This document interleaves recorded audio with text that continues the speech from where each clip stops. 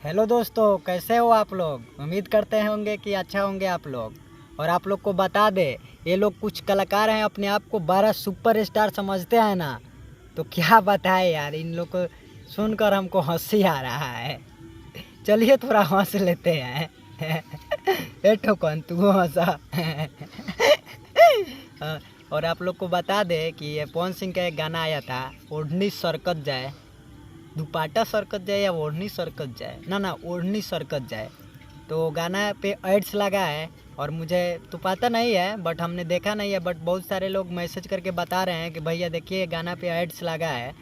तो जैसे ही खेसारी लाल एक्टिव हुए ना, इनके गाने पे एड्स लगने लगा और ये लोग अपने आप को सुपर स्टार समझते हैं। और तो यह जानकारी आप लोग को कैसा लगा कमेंट करके बताइए, और वीडियो को लाइक कर दीजिए और चैनल सब्सक्राइब कर दीजिए, और वीडियो थोड़ा भी अच्छा लगा हो तो शेयर कीजिएगा। फिर मिलते हैं नेक्स्ट वीडियो में, तब तक के लिए बाय।